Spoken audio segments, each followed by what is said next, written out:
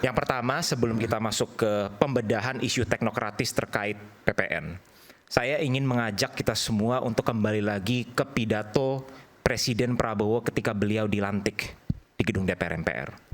Beliau pada saat itu berkata, jangan kita sebagai sebuah bangsa berpuas diri terlebih dahulu, ongkang-ongkang kaki berbangga diri, karena sampai hari ini masih ada masyarakat Indonesia yang belum sepenuhnya menikmati hasil-hasil kemerdekaan. Masih ada rakyat Indonesia yang miskin, yang tidak memiliki akses ke pendidikan maupun ke fasilitas kesehatan. Maka daripada itu kita mengakui bahwa yes, ada PR yang belum terselesaikan, Bang Aiman. Tetapi bukan berarti tidak ada ruang untuk optimisme. Kalau kita berbicara ruang optimisme, itu 100% harus berlandaskan data. Apa data yang hari ini kita lihat? Tren pertumbuhan ekonomi Indonesia post-COVID, setelah COVID di tahun 2021 sampai 2023-2024 itu berkisar di angka 5%. Itu merupakan salah satu yang pernyataan lu itu tidak menjawab problem kita berdua. Salah satu yang sebentar Bang, salah satu yang terbaik. Angka kemiskinan kita sekarang sudah menyentuh 9 bahkan bergerak ke bawah. Kemiskinan ekstrim di angka 1% dan kita targetan di bawah pemerintahan Presiden Prabowo 0%. Sekarang kita masuk ke PPN. Dilema daripada PPN ini adalah sebuah koin dengan dua sisi. Di satu sisi penunjang utama dari penerimaan negara itu dari pajak 83%. Kalau kita bedah dari 83% penerimaan pajak, sekitar kurang lebih 20-23% itu berasal dari PPN. Kalau di-rankingkan itu ranking kedua di bawah PPH. PPH kombinasi antara PPH badan maupun PPH 21 untuk karyawan maupun PPH lainnya. Itu ada ranking 2. Bahkan kalau di split itu kurang lebih angkanya PPN dengan PPH badan itu mirip-mirip angkanya. Sebegitu besar kontribusinya. Tetapi di lain pihak kami menyadari bahwa dampak PPN ini memang secara nature PPN pasti akan ditanggung oleh konsumen paling semua masyarakat Indonesia. Di konsumen tingkat paling akhir. Itulah nature lah PPN. Yang paling terefek adalah kalau kita berbicara persentil masyarakat, ada kelas atas, menengah, aspiring middle class, calon kelas menengah, kelas rentan miskin maupun kelas miskin. Yang tidak terpengaruh boleh dibilang itu hanya kelas atas. Mulai dari kelas bawah, menengah sampai kelas miskin itu semuanya terpengaruh. Nah, maka daripada itu kita perlu melakukan, pemerintah dalam ini melakukan mitigasi. Ini yang tadi bilang, antibodinya, Bang Adian. Ini yang mau gua ajak bicara. Bagaimana menanggulangi dampaknya, karena sudah terjadi defisit APBN 401 triliun. Oke, sudah ada 80 ribuan kira-kira PHK. Harga barang akan naik. Ini sudah akibat PPN dan sebagainya. Akan ada problem ke depan. Yuk kita bicara bagaimana cara menghadapi itu. Jangan bicara siapa partainya, siapa ketua panjanya. Begitu itu dikutik, oke, kita akan bicara yang lain lagi. Kenapa? Teman-teman kami di Banggar sudah datang menghubungi saya. Yan, ini berat. Jangan bicarakan itu, kita bicara mitigasinya. Kita bicara ini berat, gak ketolong kalau nggak pajak nggak naik. Tapi kalau begitu, oke, saya diam. Ayo kita ayo kita duduk sama-sama berpikir bagaimana menghadapi problem-problem ke depan, mitigasi dari kemiskinan dan dampak-dampak kenaikan pajak segala macam. Saya setuju. Tapi jangan dibuka lagi ketua panjanya siapa. Jangan dibuka lagi pemenang pemilunya siapa. Jangan dibuka, jangan. Kalau saya sudah diam, jangan dikutik-kutik. Karena saya juga ngerti persoalannya. Itu loh. Nah, saya lebih setuju yang dibilang dia tadi. Ayo kita bicara mitigasinya. Salah satu tawaran saya, antibodi kita harus kuat. Tawaran saya, ketegangan politiknya diturunkan. Tawaran saya, stabilitas politiknya ditingkatkan. Kenapa? Saya balik ke 96, 97, 98. Bukan membuka sejarah. Waktu krisis di Thailand dulu, sepele.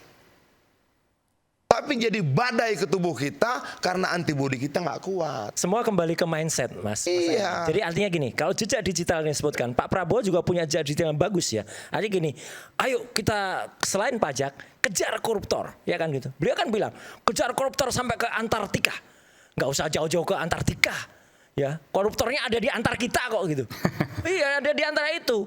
Jadi jangan sampai kemudian malah timbul satu istilah di masyarakat, mari korupsi bareng-bareng Mas gitu. Itu timbul istilah Markobar. Mari korupsi bareng-bareng. Saya lanjutkan. Saya bicara Saya lanjutkan sedikit saja, Bang. Pinang itu sebetulnya ada salah satu solusi yang ditawarkan kan. perampasan aset disahkan aja sehingga Iya, ada oke. pajak 12%, ada perampasan aset, ekonomi kita bisa ketolong. Bukankah begitu? Iya, biar adil juga Oke, bagi Nah, rakyat. silakan, Itu gini, silakan. Pak, ini Pak Hensat. Ini- Saya kan nonton nih. Ya, Bang, gimana, Bang? itu. Silakan, Bang. Ini kan narasi yang sudah berkali-kali ada di media sosial. Apa yang diucapkan oleh Bu Perampasan aset tadi. yang perampasan aset, kemudian mengulik sejarah Ketua apa Panja. ini PP itu kan udah di media sosial, bahkan saya itu hafal karena saya ini pengamat media sosial dan yang muncul itu adalah buzzer-buzzer itu seperti itu. Yang bicara seperti itu. Makanya Terus terang, forum ini- makanya memang benar kita ini harus tadi memperkuat imunitas politik kita. Pertanyaannya caranya seperti apa nanti saya tanyakan itu. Oke, Ini kan, itu ini yang kan tadi nama, saya katakan, nama program satu. ini kan rakyat bersuara. Jadi saya rasa Bang Aiman ini forum yang sangat penting di mana masyarakat ini perlu terinformasi dengan baik bahwa memang kalau bisa pemerintah itu mengambil keputusan yang 100% enak, nggak ada dampak negatifnya sama sekali. Alangkah mudah Maunya begitu kan. tugas pemerintah kalau memang dihadapkan dengan policy-policy yang seperti itu. Iya. Tetapi kan pada kenyataannya tidak. Maka daripada itu, di sini izinkan saya untuk meluruskan bahwa rakyat ini walaupun dihadapkan dengan realita akan ada kenaikan PPN 12%, dari 11 menjadi 12%. Rakyat ini juga berada di tangan komando seorang kapten kapal yang tahu betul bagaimana cara menyetir kapal yang sebesar Indonesia. Yang pertama adalah mitigasi dari dampak pelemahan daya beli akibat kenaikan PPN dari 11 menjadi 12%. 3 hal Bang Aiman. Akan ada proyeksi seperti itu. Mungkin ada pelemahan daya beli. Itu sudah pasti. Karena kenaikan dari PPN itu pasti akan Diakui, mempengaruhi Pak. daya beli. Itu nature of PPN. Itu tidak bisa didebatkan. Sorry Pak Iman, ini yang saya setujui. Kita nggak usah bilang nggak berdampak, berdampak kok. Berdampak pasti. Nah. Diakui. Oh, Mengurangi- nah ini fair. Dia berdampak pada Oke. lapangan pekerjaan, pada harga barang dan sebagainya. Tapi Bagaimana kita mengurangi? pasti akan ada solusinya. Kita nggak ngerti nih solusinya apa. Yang saya tahu daya tahan tubuh kita diperkuat dulu. Nah saya mau cerita. Oke, buka track record media. Saya tidak pernah bicara pajak 12%. Bukan berarti saya setuju.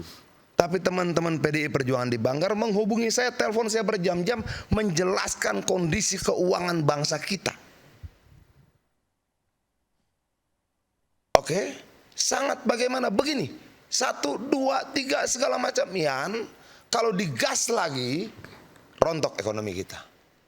Untuk itu teman-teman coba kita hitung sama-sama mitigasinya bagaimana. Oke. Oke, baik. Tapi Ada- jangan lagi dikutak-kutik. Begitu dikutak-kutik menyala kepala kita gitu loh.